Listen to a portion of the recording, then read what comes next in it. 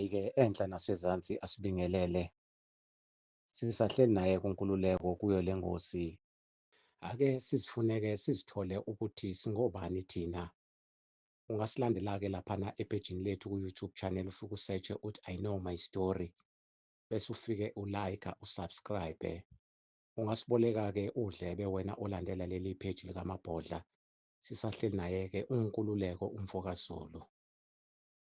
Mhlampe masiqhubeka Nkululeko, sifisa ukugxila la ekutheni usicacisele mfowethu ukuthi obani abantu bokuqala kule planet.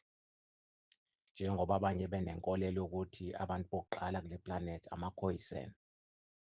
Abanye uthola ukuthi bayaphikisa bathi akuwona ama-Khoisan, njalo njalo. Mhlawumbe ungasibeka esithombeni mfowethu ukuthi obani abantu bokuqala kule planet before kufike kuthina. Because abantu abaningi abaqondi ukuthi umhlaba awuqali la sikhona. Umhlaba uqala kude eminyakeni eminingi eyadlule. Kuney'dalwa ebekade y'phila ngaphansi komthunzi welanga kuze kuzofika kuthina. Uzokhumbula kuqala kade kukhona abantu ababebizwa ngamazimzim, ama-giant. Kube khona abanye abantu akade bewuhlobo lwabantu abafana ney'mfene, njalo njalo. So, ungasibeka yini mfowethu mhlawumbe esithombeni sokuthi obani abantu bokuqala abaphumelela ukuthi bafezekise amaphupho ale planet? Baba, lokhu angikusho. Umuntu wesifazane mudala kunomuntu wesilisa. Abantu abaningi abakwazi lokho. Kodwa iBhayibheli liveza as angathi umuntu wokuqala umuntu wesilisa, kanti cha, lokhu akulona iqiniso. Umuntu wesifazane mdala kunomuntu wesilisa, ngoba even ngisho umhlaba uqobo lo esinyathela kuwo uyisimo somuntu wesifazane. Kodwa lokho kuba i-topic yangelinye ilanga. Ngiyafisa futhi ukuthi ngelinye ilanga siye sikhulume ngazise abantu ukuthi umhlaba wa-create-eka kanjani.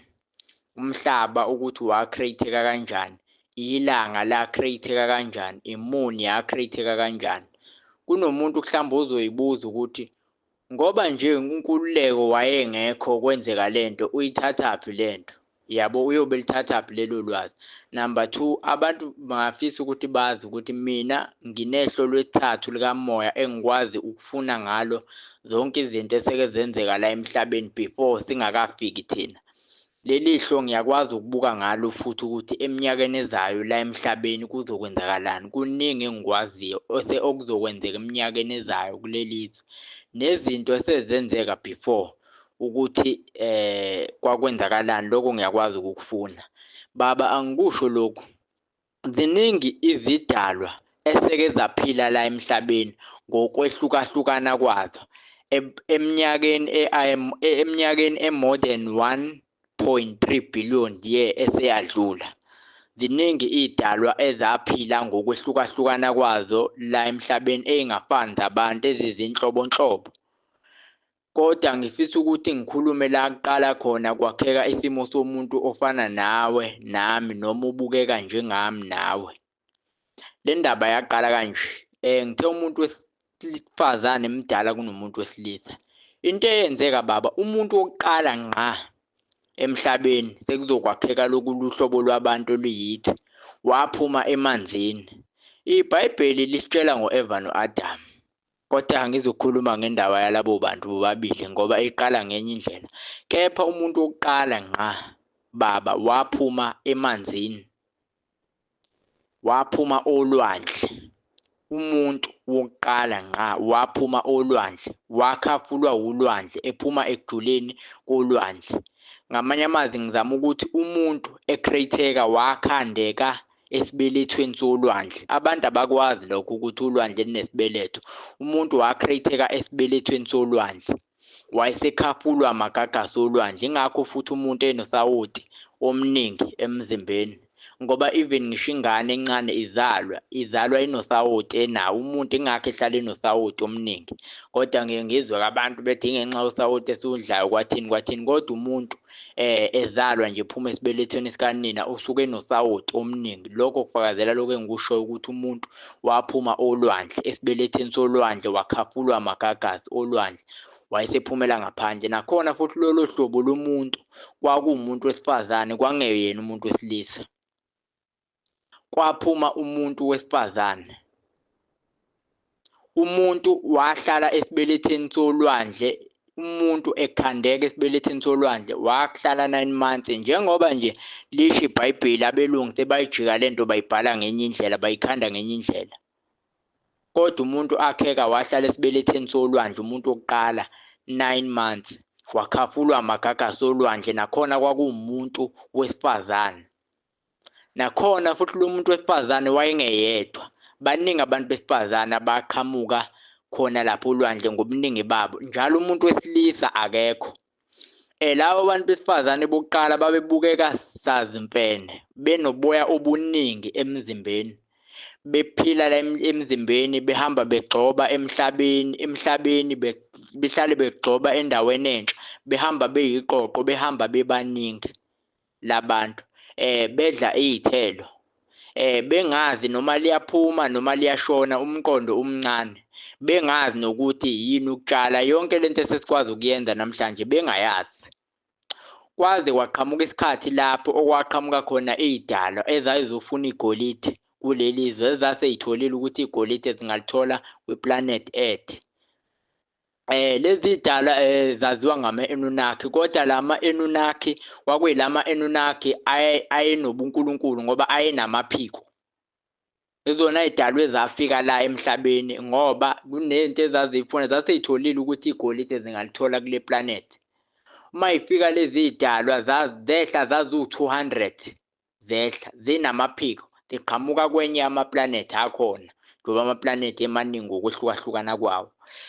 Lezi zidalwa-ke baba zase zafika la emhlabeni. Uma ifika la emhlabeni zafica inqwaba yabantu besifazane la emhlabeni.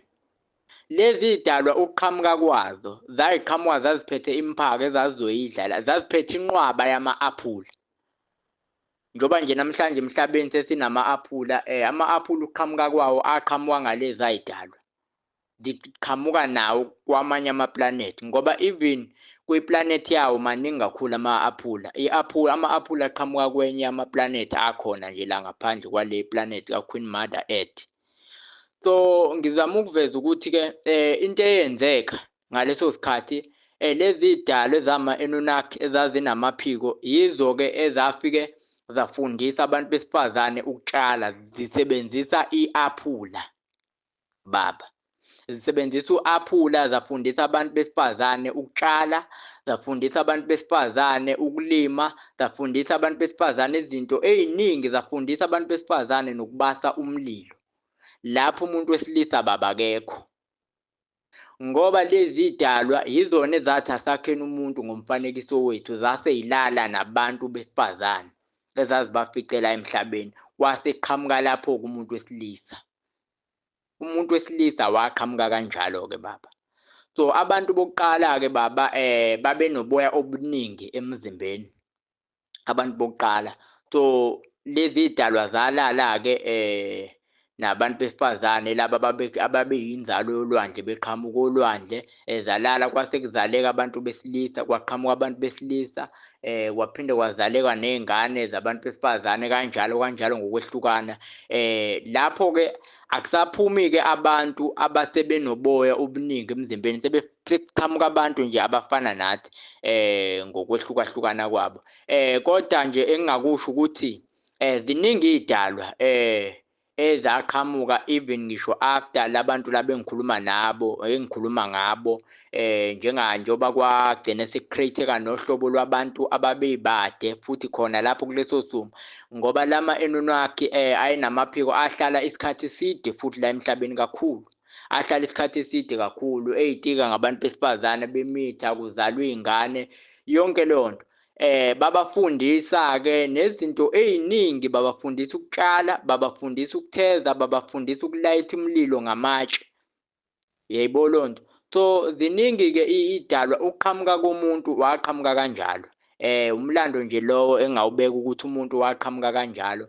Ngicathi eminye neminye imilando sokhuluma ngayo futhi after baba ungifaka amanye ama-question. Ulokhu ungiquestiona, kodwa ngiyafisa futhi ukuthi nangelinye ilanga siphinde sikhulume kakhulu ukuthi umhlaba wa-create-eka kanjani. Ilanga la-create-eka kanjani, iy'nkanyezi za-create-eka kanjani. Konke lokho sekukhona. Umuntu ozoyibuza ukuthi unkululeko ithathaphi lento ayikhulumayo. Ngiyaphinda ngiyasho nginehlo lesithathu likamoya engikwazi ukubona ngalo zonke izinto esezenzeka before kulo mhlaba nezinto ey'zayo. Sibonga kakhulu Qhawe Lamaqhawe, sibonga kakhulu Ndoda Madoda. Kwande kakhulu nalapho sihlephulele khona. Siyathokoza.